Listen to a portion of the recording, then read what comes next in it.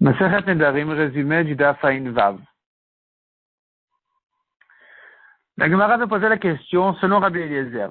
On a vu le marloquet dans la Mishnah entre Rabbi Eliezer et les Chachamim. Est-ce qu'un mari peut annuler les Nedarim de sa femme d'avance?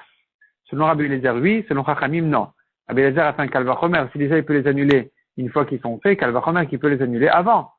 Mais les Chachamim n'ont pas accepté son Kalvachomer. La Gemara avait demandé selon Rabbi Eliezer qui peut les annuler d'avance. Qu'est-ce que ça veut dire? Est-ce que ça veut dire que le Neder ne prend pas du tout, ou bien ça veut dire que le Neder il prend un instant, mais il s'annule immédiatement. La Gemara ramène des preuves pour et contre. Finalement, la Gemara dit les Chachamim ne savaient pas exactement que voulait dire Rabbi Eliezer. Et donc, ils ont objecté sur les deux options. Si tu dis ça prend, mais ça s'annule, on va t'objecter d'une manière.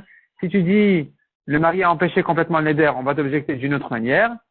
Mais la Gemara a conclu que Rabbi Eliezer voulait dire que le mari peut empêcher complètement le Neder de prendre, donc le Neder ne prend pas du tout, selon Rabbi Eliezer. La Gemara maintenant se retourne sur les Chachamim en disant, est-ce que les Chachamim ne tiennent pas du Kalvachomer, du principe de faire un Kalvachomer comme celui-là?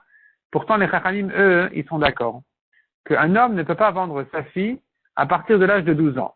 D'où on apprend ça? On fait un Kalvachomer, si déjà une fille petite qui a été vendue avant l'âge de 12 ans, à l'âge de 12 ans, elle sort de son maître, alors Kalvachomer qu'une fille qui n'a pas été vendue avant, qu'elle ne pourra pas se vendre à partir de l'âge de 12 ans. Donc tu vois que ce Kalvachomer-là, le principe de ce Kalvachomer-là, il est vrai même selon les Chachamim. Pourquoi il ne l'applique pas à propos du Neder en disant, si un mari peut annuler un Neder fait, Kalvachomer qui peut empêcher un Neder avant de se faire?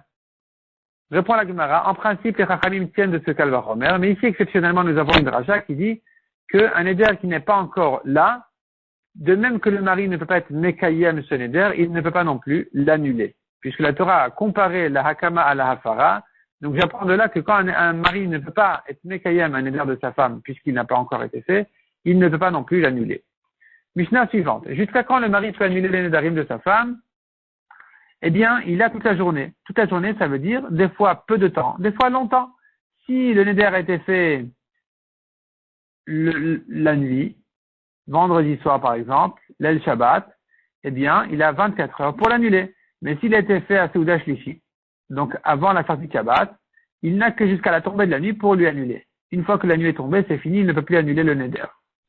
La Gemara ramène contre notre Mishnah deux Tanaïm qui ne pensent pas comme ça dans une Braïta et qui disent que le mari a 24 heures.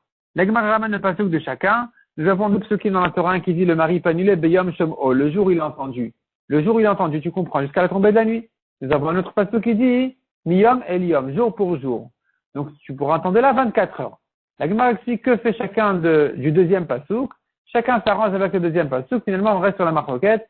S'il a que jusqu'à la tombée de la nuit, ou il a 24 heures pour annuler le Neder. La Gemara conclut que l'halakha n'est pas comme les Tanaïm qui ont dit qu'ils lui ont donné 24 heures, donc il ne peut annuler finalement que, selon l'halakha, que la conclusion de la Gemara, que jusqu'à la tombée de la nuit et pas plus que ça.